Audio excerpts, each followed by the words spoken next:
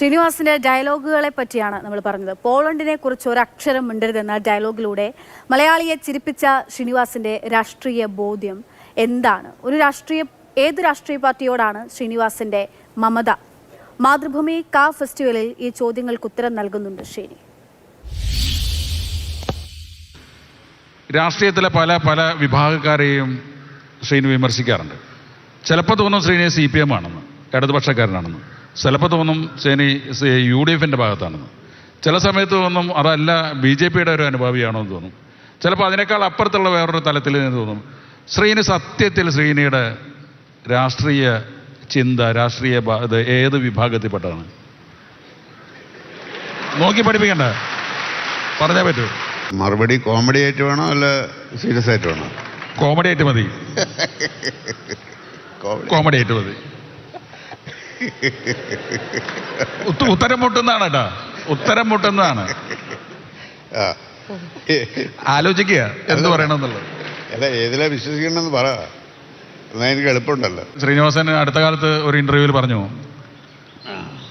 ഇവിടെ രാഷ്ട്രീയ പാർട്ടികളിൽ പെട്ട ആളുകൾ ഇലക്ഷൻ മത്സരിക്കുന്നു, MLA ആവുന്നു, മന്ത്രിയാവുന്നു, വലിയ ഉന്നത പദവികൾ കൈയടക്കുന്നു, അങ്ങനെ വലിയ വിരാജിതരായിട്ട് സഞ്ചരിക്കുകയും ചെയ്യുമ്പോൾ വിപ്ലവം ജയിക്കട്ടെ എന്ന് പറയും.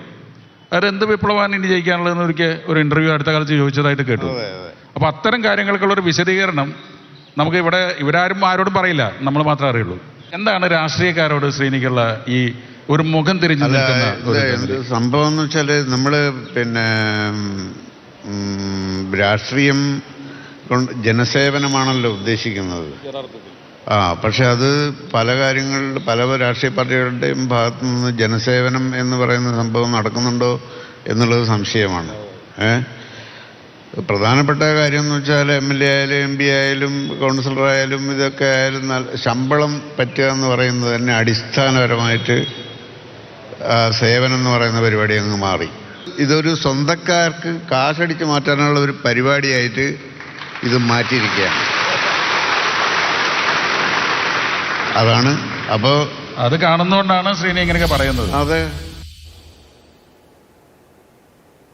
എന്തായാലും ഇങ്ങനെയാണ്. ആ ചോദ്യത്തിനും അദ്ദേഹം കൃത്യമായിട്ടുള്ളൊരു മറുപടി നൽകിയോ എന്ന് ചോദിച്ചാൽ അദ്ദേഹത്തിൻ്റെ പൊതു കോണിലുള്ള ഒരു രാഷ്ട്രീയത്തിനപ്പുറത്തേക്ക് ഏത് കക്ഷി രാഷ്ട്രീയത്തിന്റെ ഭാഗമാണെന്നുള്ള ചോദ്യത്തിന് അതിന് തമാശയായിട്ടുള്ളൊരു മറുപടി മാത്രമാണ് അദ്ദേഹം നൽകിയത്. സത്യൻ അന്തിക്കാട് പറഞ്ഞ പോലെ തന്നെയാണ്. ചിലപ്പോൾ അയാൾ ഒരു കമ്മ്യൂണിസ്റ്റുകാരനായി തോന്നും, ചിലപ്പോൾ അയാളാണ് ലോകത്തിലെ ഏറ്റവും കമ്മ്യൂണിസ്റ്റ് വിരുദ്ധൻ എന്ന് തോന്നും, ചിലപ്പോൾ അയാൾ ഒരു BJPക്കാരനായോ UDFകാരനായോ ഒക്കെ തോന്നും. ആ തരത്തിലായിരുന്നു അദ്ദേഹത്തിൻ്റെ സിനിമകളും പ്രതികരണങ്ങളും ഒക്കെയും പലപ്പോഴായി പല കോണുകളിൽ നിന്ന്. പക്ഷേ സാധാരണക്കാരൻ്റെ വികാരങ്ങളോട് ചേർത്ത് നിൽക്കുന്നതായിരുന്നു എന്നതിൽ സംശയമില്ല.